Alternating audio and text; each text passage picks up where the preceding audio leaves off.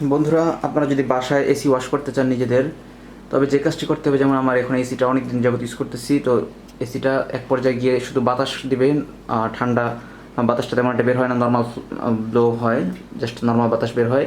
সেক্ষেত্রে আপনার বুঝতে হবে যে এসিটা অনেক ময়লা হয়ে গেছে। সেক্ষেত্রে আপনার যে যে জিনিসগুলো লাগবে পরিষ্কার করতে, ফার্স্ট অফ অল আপনার স্ক্রুড্রাইভার, একটা স্টার স্ক্রুড্রাইভার, একটা টেস্টার বা একটা নর্মাল ছোটো একটা স্ক্রুড্রাইভার রাখবেন সাথে। যদি আপনাদের ওয়াশ মোটর থাকে তো ভালো, তা না হলে আপনাদের একটা ব্রাশ এবং একটা জগ লাগবে। আর যদি ওয়াশ মোটর দিয়ে ওয়াশ করতে নেন, তাহলে একটা বড় পলিথিন লাগবে, যেটা দিয়ে আপনার ফুল অংশটা কাভার করতে পারবে। কারণ আমরা এটাকে এই কোণা থেকে শুরু করে এই কোণা পর্যন্ত নিচে পলিটা লাগাবো, যাতে পানিটা এখানে পড়ে। আমরা যেহেতু ওয়াশ মোটর দিয়ে আমরা এখানে স্প্রে করবো, সেক্ষেত্রে খুব ফোর্সে বের হবে। আজকে আপনাদেরকে দেখাবো যে কোনো এসি আপনারা কীভাবে ওয়াশ শুরু করবেন। তো আপনারা প্রথমে কখনোই ঘাবড়াবেন না। নিজেদের এসি, বাসার এসি ওয়াশ করতে 500 টাকা করে নেয় সার্ভিস সেন্টাররা। আমি আজকে আপনাদেরকে স্টেপ বাই স্টেপ দেখাবো। যেমন প্রথমে আপনারা একটা দেখবেন, এসির একটা এসব স্প্লিট এসিগুলো একটা কভারের মতো থাকে, ক্লিপ থাকে সাইডে। এই সাইডে টান দিবেন হালকা, এবং এখান থেকে হালকা টান, অটোমেটিক দেখছেন খুলে গেছে। এসিটা কিন্তু চলতেছে এখন, এই দেখেন আমি এটাকে খুললাম। এই যে এরকম দুটো সার্টি পাবেন স্প্লিট এসিতে। আমি এটা বন্ধ করে ওয়াশ শুরু করবো, তারপর দেখাচ্ছি। দেখবেন এখানে স্ক্রু পাবেন একটা, দুটো, আরও আছে স্ক্রু, দেখাচ্ছি দাঁড়ান। ওইখানে দুটো আছে, এবং দেখবেন এই যে এখানে এই যে একটা কভার আছে, দেখেন এসি, এই যে একটা এখানে একটা স্ক্রু আছে, কভারটা হালকা একটু স্ক্রুর ভেতরে খোঁচা দিলেই হবে। তারপরে মাঝখানে একটা থাকার কথা, মাঝখানে নেই, আবার একবারই কোনায় আছে, দুটো স্ক্রু আছে।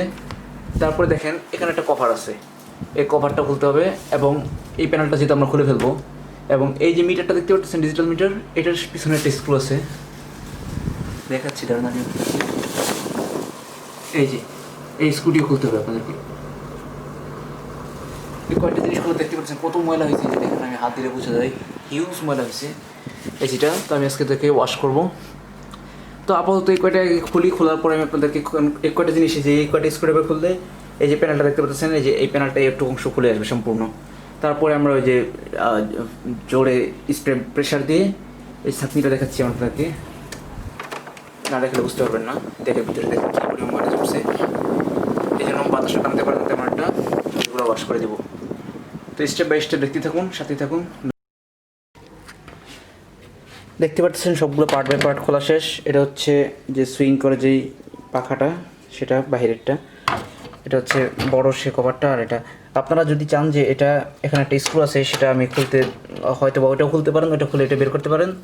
তখন সেক্ষেত্রে মিটারটা ঝুলাতে কথা, বা এখানে একটা ক্লিপ আছে, ক্লিপ সকেটটা সব খুললে মিটারটা সহ নিচে নামে যাবে, যেহেতু এটা ইলেকট্রিক সাইডটা। আমি তারপর দেখাচ্ছি যে এরকম একটা ইন্টারফেস পাবেন আপনারা। আর আমার এদিকে মোটর সব রেডি, এখানে দেখতে পারতেছেন মোটর কানেকশন রেডি কারেন্টের সাথে, এবং এখানে পানিও চলে আসছে। আর এখানে দেখতে পারবেন যে ভিতরে যে ব্রাশ পাখাটা মেইন, যে কী পরিমাণ ময়লা হয়েছে।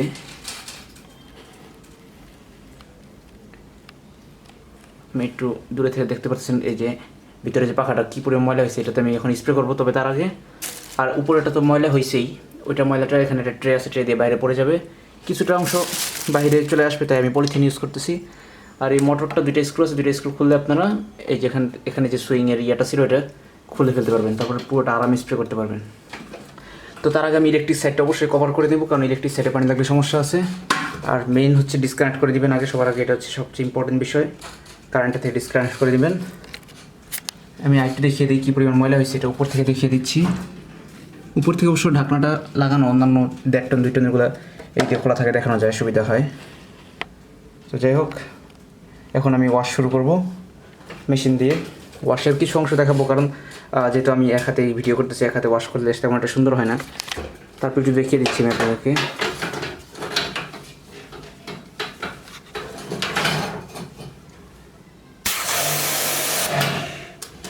সাথে সাথে দেখতে পাচ্ছেন একটু অংশ পুরো ক্লিন হয়ে গেছে। তো অনেক প্রেশার, যেহেতু আমি এক হাতে কাজ করতে পারতেছি না, তাই আমার কোনো ক্যামেরাম্যানও নেই, সে আমি নিজেই করতে হয়, তাই আমি একটু বন্ধ করি, তারপরে পরিষ্কার করা শুরু করতেছি।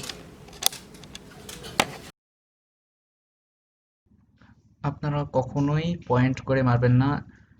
স্প্রে যদি ইউজ করেন, পয়েন্ট করে মারলে এরকম ইয়াগুলো বেঁকা হয়ে যাবে। তো সেক্ষেত্রে আমি ভুলে প্রথমে পয়েন্ট করে মেরে ফেলেছিলাম, তারপর স্প্রেড করে মারবেন, কিছুটা ছড়িয়ে মারবেন জিনিসটা।